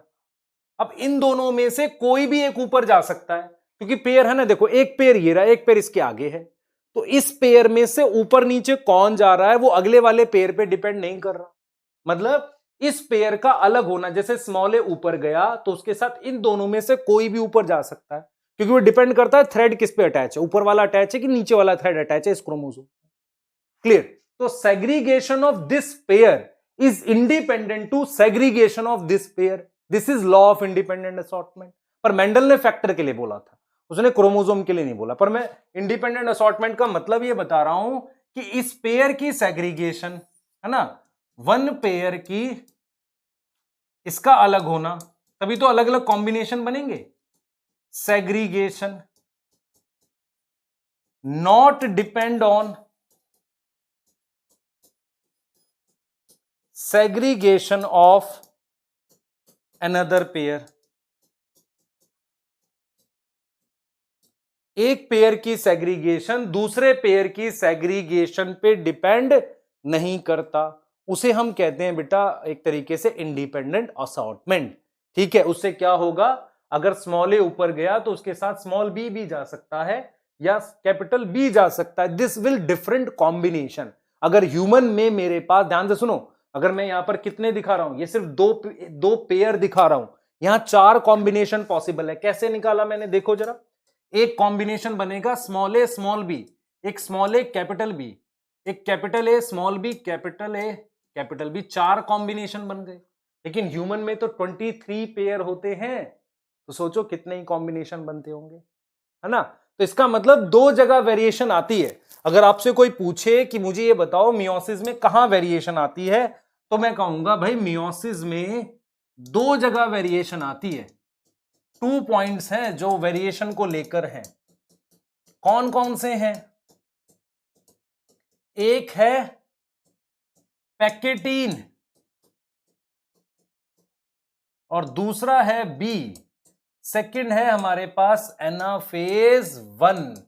यहां पर क्रॉसिंग ओवर होती है और यहां पर क्या होता है, इंडिपेंडेंट असॉर्टमेंट होता है जो डिफरेंट कॉम्बिनेशन बनाता है। Now we have completed the most important part of meiosis. Maximum question यहीं से आते हैं जो जहां तक हमने पढ़ा। ठीक है, बहुत ध्यान से उसे कंप्लीट करना है। अब सुनो ध्यान से। अब फोर्थ इज हमारे पास टीलोफेज 1। फोर्थ इज हमारे पास टीलोफेज 1।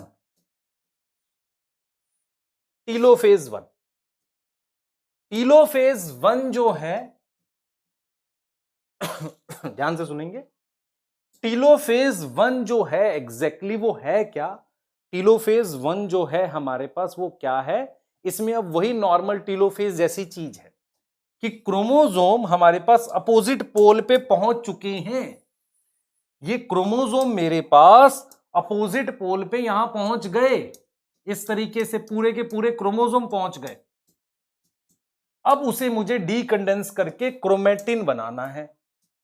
तो अब क्या होगा, मैं उसे डीकंडेंस करूंगा तो मैं क्या करूंगा, क्रोमोसोम को डीकंडेंस करके क्रोमेटिन फॉर्म करूंगा। डीकंडेंस मतलब खोल देना। तो chromosome is decondensed to form क्या, क्रोमेटिन। तो उसको ओपन करके मैं क्या बना दूंगा, क्रोमेटिन बना दूंगा। किसको ओपन करके, क्रोमोसोम को। तो chromosome is decondensed to form chromatin, उससे मैंने क्रोमेटिन बना दिया। तो आपको यहां दोनों लोकेशन पर इस तरीके से क्रोमेटिन बना हुआ दिख जाएगा। फिर उसके बाद क्या होगा बेटा, न्यूक्लियर मेम्ब्रेन बना दो प्रॉपरली। क्या बना दो, ऐसे नॉर्मल तरीके से क्या बना दो, न्यूक्लियर मेम्ब्रेन बना दो, ऐसे न्यूक्लियोलस बना दो। तो फाइनली मेरे पास न्यूक्लियर मेम्ब्रेन बन जाएगी, न्यूक्लियोलस, ईआर, गोल्जी बॉडी, ये आ जाएंगे वापसी, रीअपियर। पर एक चीज आपको ध्यान रखनी है यहां पर, ये अभी क्या है, हैप्लॉइड हो चुका है, क्योंकि 46 क्रोमोसोम थे, इसमें 23 गया और इसमें 23 गया है। इसमें कितना गया है, 23 गए हैं दोनों में। अच्छा, अमाउंट गया है 2C, क्योंकि 4C था ना, अमाउंट कितना था 4C, 2C इसमें चला गया 2C में, पर क्रोमोसोम नंबर क्या गए, ये तो मेरे पास ये दोनों न्यूक्लियस कैसे बने हैं? Haploid. Now this complete telophase 1 done. ठीक है, ये कंप्लीट कर रहा है हमारे पास क्या? टेलोफेज 1 को कंप्लीट कर रहा है। अब हम क्या पढ़ेंगे, ये सोचने वाली बात है कि अब क्या पढ़ना है हमने यहां पे। ठीक है, सोचो ध्यान से। Telophase 1 complete. अब हमें देखना है बेटा कि मियोसिस 2 पढ़नी है। देखो हमने क्या पढ़ा था अभी तक, आप जरा पर्पस समझो हमने क्या पढ़ा था। अभी तक हमने ये पढ़ा है कि हमने ये जो पेयर है, इस पेयर में से एक क्रोमोसोम को ऊपर भेज दिया मियोसिस 1 कंप्लीट करके, ऐसे। इसको मैंने नाम दे दिया मियोसिस 1। मियोसिस 2 में मैं क्या करने वाला हूं, समझना इस बात को। मियोसिस 2 में मैं क्या करने वाला हूं, इनको बीच में से सेपरेट करूंगा। व्हाट इज मीनिंग ऑफ बीच में से सेपरेट करना? मैं इनको इस तरीके से सिस्टर क्रोमेटिड अलग करूंगा और मेरे पास अब कितने सेल आ जाएंगे? 4। तो इसका मतलब मेरे पास कितने सेल आ गए? 4 आ गए, जिनमें ये सिचुएशन दिखेगी आपको ऐसे। ये मियोसिस 2 में होगा। अब मैं सिस्टर क्रोमेटिड अलग करूंगा, ये मियोसिस 2 है। और मियोसिस 2 अगर आप ध्यान से देखो, it is like mitosis. It is like mitosis. तो मियोसिस 1 ये था बेटा। ठीक है, तो मियोसिस 1 ने क्रोमोसोम नंबर हाफ किया। क्या हाफ किया? Chromosome number half in meiosis 1। तो उसे मैं रिडक्शनल डिवीजन कहता हूं। कौन सी डिवीजन? रिडक्शनल डिवीजन, जो क्रोमोसोम नंबर को हाफ कर देता है। ठीक है, मियोसिस 2 ने क्या किया? मियोसिस 2 ने, ध्यान से सुनो बेटा, मियोसिस 2 ने क्या किया? क्रोमोसोम नंबर हाफ नहीं किया, इसलिए मियोसिस 2 को कहते हैं like mitosis. Is like mitosis, इसलिए इसकी बहुत डिटेल नहीं पढ़ी जाती क्योंकि माइटोसिस जैसा ही तो है। इसलिए इसको हम क्या नाम देते हैं? इसको नाम देते हैं इक्वेशनल डिवीजन। क्या नाम देते हैं बेटा? Equational division. इसको हम इक्वेशनल डिवीजन कहते हैं, लाइक माइटोसिस है। ठीक है, क्योंकि नंबर हाफ नहीं कर रहे ना। देखो अब मान लो इसको डिवाइड कर दिया तो ये ऐसे दोनों सेल में नंबर ऑफ क्रोमोसोम सेम रहेंगे। मान लो यहां 46 था, अगर मान लो मैं इसको 46 लिख दूं तो 23 क्रोमोसोम यहां, 23 यहां।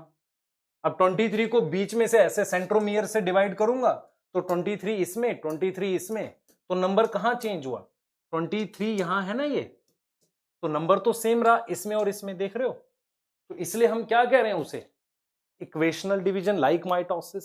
ठीक है, अब क्या हो रहा है बेटा? अब क्या हो रहा है? मियोसिस 1 जब कंप्लीट हुआ है, उसके बाद एक स्टेज आती है, देखें ध्यान से।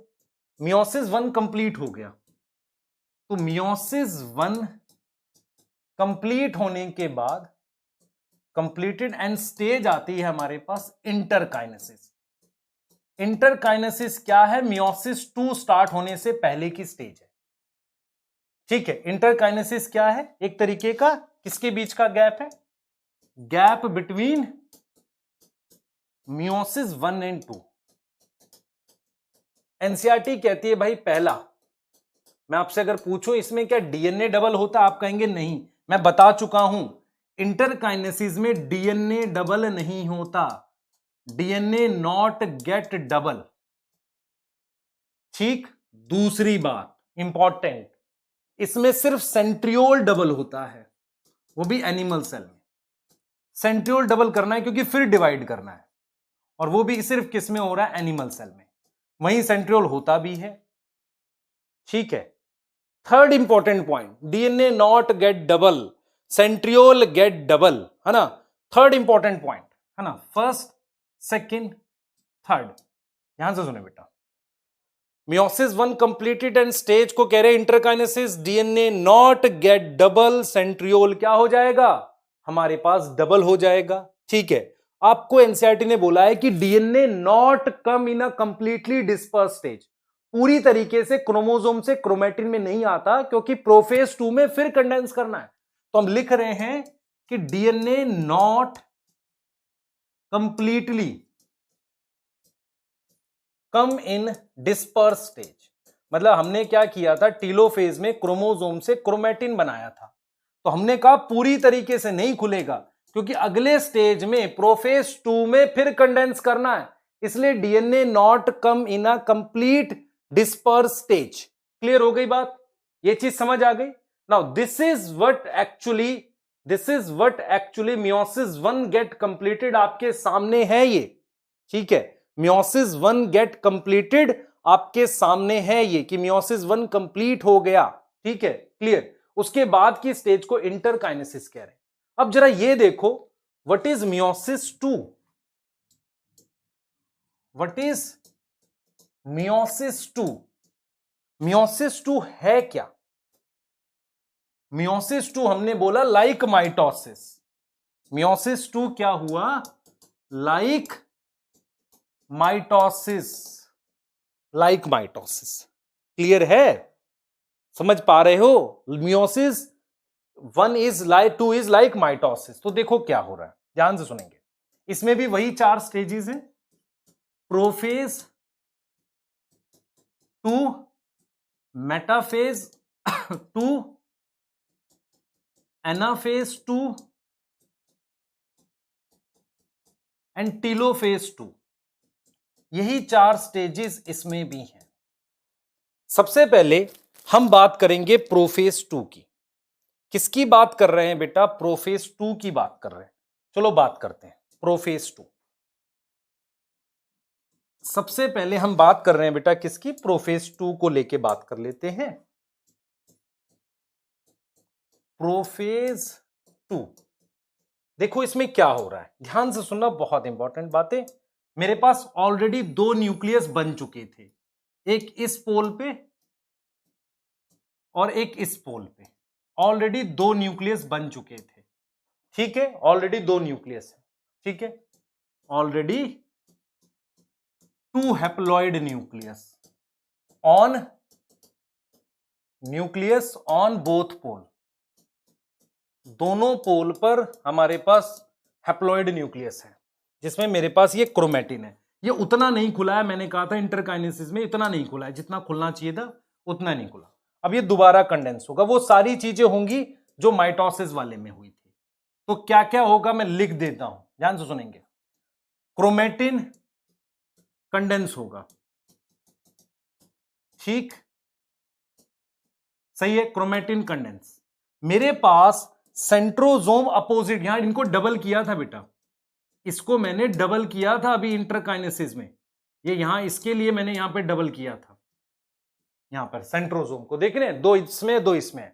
तो सेंट्रोजोम को अपोजिट पोल पे मूव करो, स्पिंडल फाइबर बनाओ। और यहां पर अपोजिट पोल का मतलब समझना, मूव टू अपोजिट पोल, उसको अपोजिट पोल पे मूव करो एंड स्पिंडल बनाओ, स्पिंडल फाइबर, स्पिंडल वाले धागे बनाओ।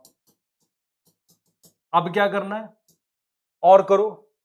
क्रोमैटिन कंडेंस हो गया, सेंट्रोजोम मूव हो गया अपोजिट पोल में, स्पिंडल फाइबर बना दिए, ईआर तोड़ दो, गोल्जी तोड़ दो, Golgi, nucleolus and finally nuclear membrane disappear.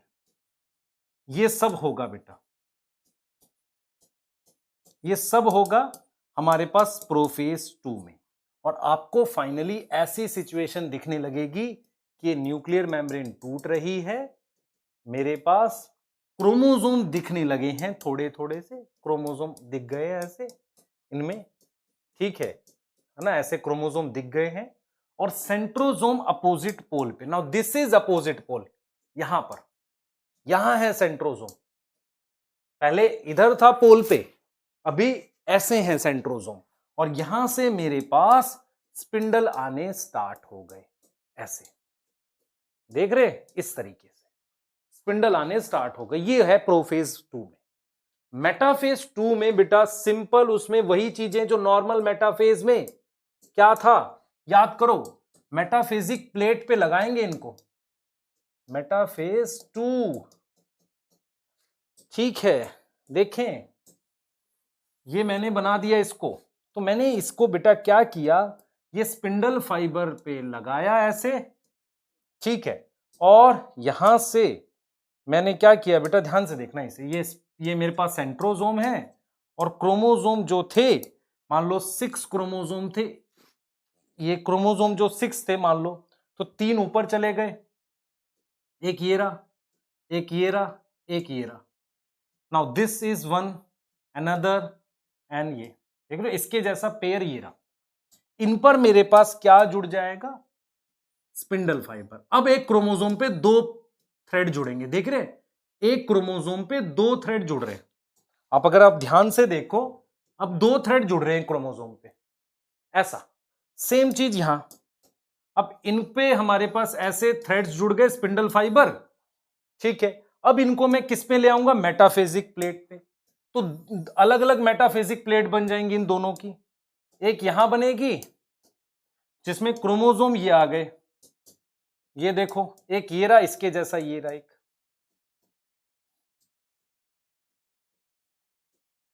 ऐसा कुछ। तो ये मेटाफेजिक प्लेट पे लग गए, ठीक है। ये यहां पर ये ऐसे, ठीक है। तो मेरे पास सेंट्रियोल है जिससे स्पिंडल फाइबर आए, और हमारे पास ये मेटाफेजिक प्लेट पर इस तरीके से ये लग गए। क्लियर आ रहा है समझ? ठीक। तो एक मेटाफिजिक प्लेट ये हो गई, एक ये हो गई। तो ये मेटाफिजिक्स को डबल नहीं बोलेंगे, ये हमारे पास क्या है? मेटाफेज 2, ये मेटाफिजिक प्लेट हो गई बेटा। तो आपने क्या पढ़ा यहां पर? आपने पढ़ा कि क्रोमोसोम जो है वो मेटाफिजिक प्लेट पर आ गए, कम इन मेटाफिजिक प्लेट। अब इनको सेंटर से तोड़ना आपने, जो हमने किसमें किया था, आपको किसमें किया था बेटा? एनाफेज में, नॉर्मल माइटोसिस वाले। तो इनको आप कैसे तोड़ोगे? ये देखो, आप इनको किस तरीके से तोड़ रहे हो ये देखना है हमने, ठीक है। ये देखते हैं जरा कैसे किया हमने। हमने बेटा ये बनाया इनको ऐसे, और हमने कहा था ये मेटाफिजिक प्लेट पर लगे थे, एक यहां ऐसे दिखाया, यहां इस तरीके से, ये देख रहे हैं, ठीक। क्लियर? ये क्रोमोसोम इस तरीके से लगे हुए थे, जैसे मान लो इसके जैसा एक यहां लगा देते हैं, एक ये ऐसा है तो ये रहा एक ऐसा, ये देख रहे हो ऐसे। इन पे क्या जुड़ गया था?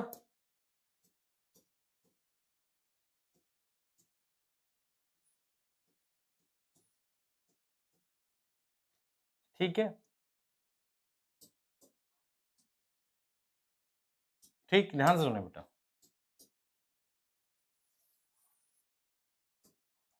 बहुत ध्यान से देखना। ये देखिए,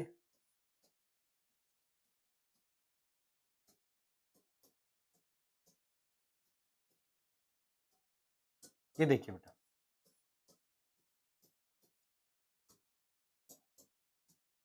ये ऐसे अलग हो गए ना, इस तरीके से जा रहे हैं बीच में से अलग होके, ये देख रहे हो, ये ऐसे सेपरेट होके अलग मूव कर रहे हैं, ये आपके सामने है, ठीक है ना।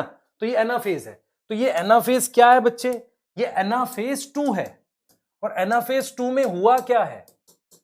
ये क्या हो गया बेटा? सिस्टर क्रोमेटिड सेपरेट हो गए, लेकिन यहां एक डिफरेंस है, यहां सिस्टर क्रोमेटिड नॉन आइडेंटिकल हैं, ये सिस्टर क्रोमेटिड क्या हो गए? सेपरेट हो गए, अलग हो गए, ठीक है। एंड मूव कर रहे हैं पोल पे, पोल ऑफ स्पिंडल, स्पिंडल के पोल पे मूव कर रहे हैं। स्पिंडल फाइबर का पोल ये है, यहां मूव कर रहे हैं ऐसे, ठीक है।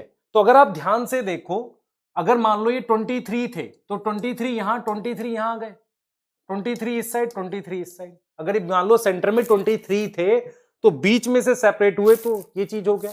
और फाइनली टीलोफेज में हमारे पास क्या आ जाएगा बेटा? क्या आ जाएगा? ध्यान से सुनना।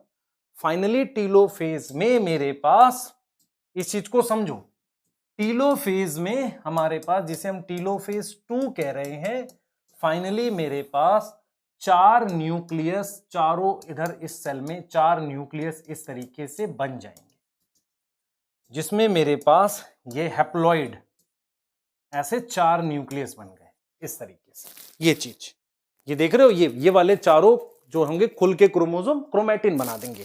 तो हम अगर टीलोफेज इसको लिखें तो हम क्या लिखेंगे?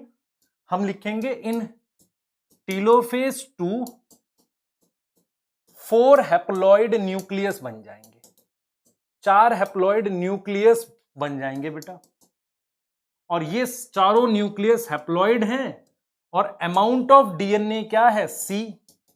सम में अमाउंट ऑफ डीएनए क्या हो गया बेटा, सी हो गया, ठीक है। और प्लॉइडी एन हो गई। ह्यूमन का सेल था तो 23 क्रोमोसोम। क्लियर, ये चीज समझ आ गई। ये टेलोफेज 2 में हुआ, ठीक है। तो ये लाइक माइटोसिस ही है, पर ऐसा नहीं है कि ये दोनों न्यूक्लियस जेनेटिकली सेम है। लाइक माइटोसिस भले ही है, क्योंकि सिस्टर क्रोमैटिड जेनेटिकली सेम नहीं थे। अब मैं यहां पर एक इंपॉर्टेंट चीज आपको बता सकता हूं कि यहां पर हमारे पास क्या कर सकते हैं, साइटोकाइनेसिस जैसे मैंने पढ़ी माइटोसिस की वैसे ही होती है, लेकिन कुछ डिफरेंसेस हो सकते हैं। तो साइटोकाइनेसिस प्लांट और एनिमल सेल की तरह ही होगी, लेकिन डिफरेंस क्या होगा वो सुनो ध्यान से। साइटोकाइनेसिस दो तरह की हम बात कर सकते हैं कि कब हुई, occur on the basis of timing. कब हुई, टाइमिंग के बेस पर कि किस वक्त हुई उसके बेस पर कह रहे हैं, लेकिन होगी वैसे ही। जैसे प्लांट सेल की है तो सेल प्लेट बनेगा, एनिमल सेल की है तो क्लीवेज बनेगा। एक साइटोकाइनेसिस जिसे हम कहते हैं बेटा, जिसे हम कहते हैं सक्सेसिव, सक्सेसिव, ठीक है। और एक होती है साइमल्टेनियस।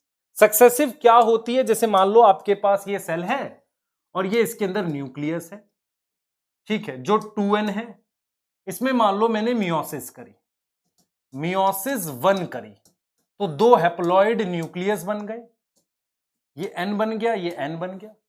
अब इसमें साइटोकाइनेसिस कर दो, अब क्या कर दो, इसमें एक साइटोकाइनेसिस कर दो।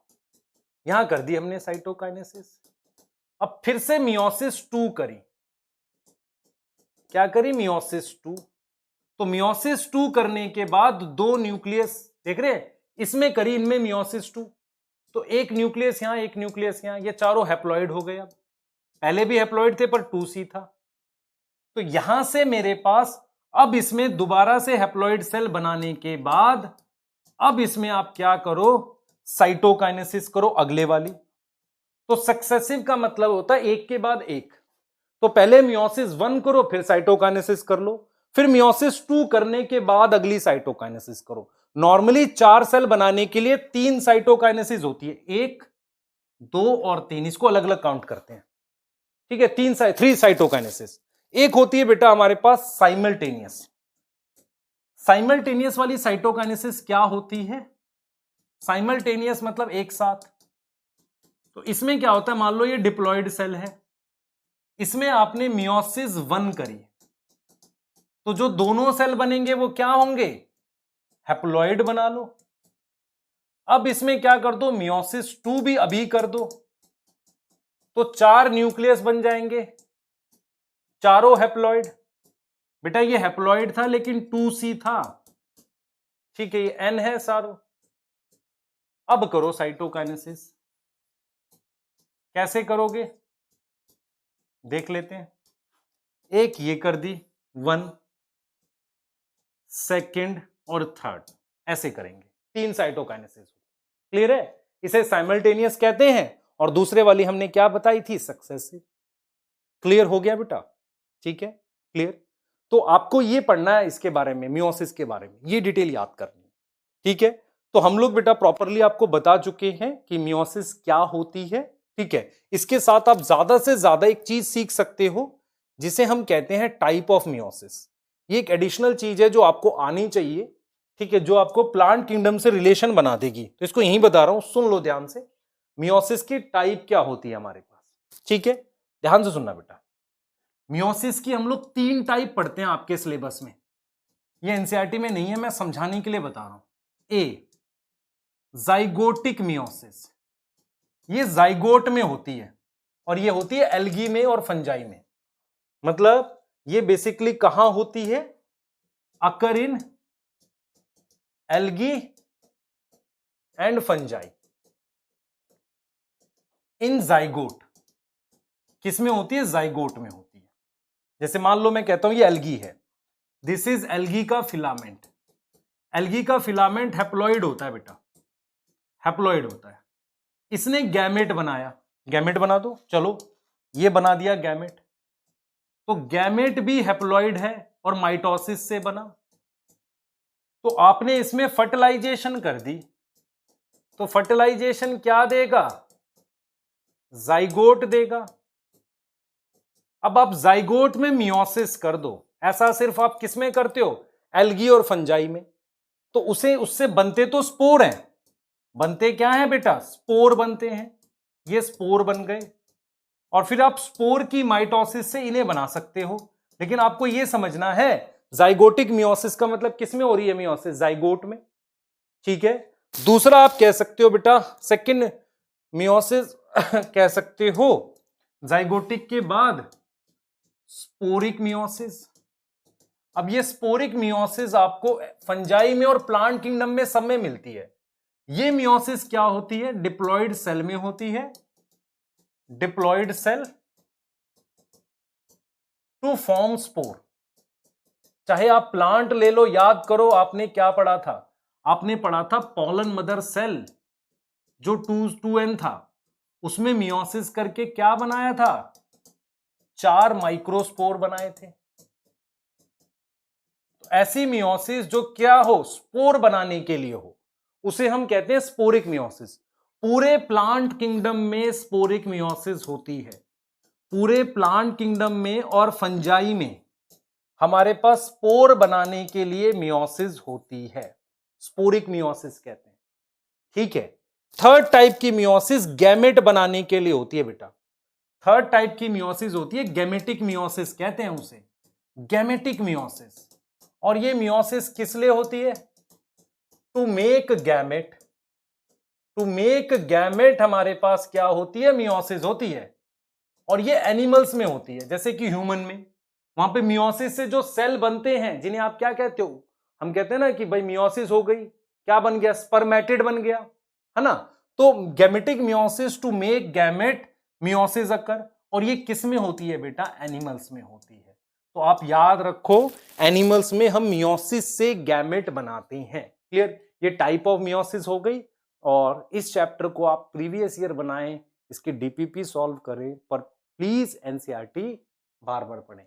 तो हम लोग बेटा नेक्स्ट लेक्चर में मिलेंगे, प्लांट किंगडम डिस्कस करेंगे और आपको प्रॉपरली सारा कुछ एनसीईआरटी से पढ़ना है। ठीक है? क्लियर? वही आपका बेस बनाएगा। और मैंने बीच बीच में क्वेश्चंस बताए, उनको कंप्लीट करिए। तब तक के लिए हम लोग ठीक है नेक्स्ट लेक्चर में मिलते हैं। Thank you.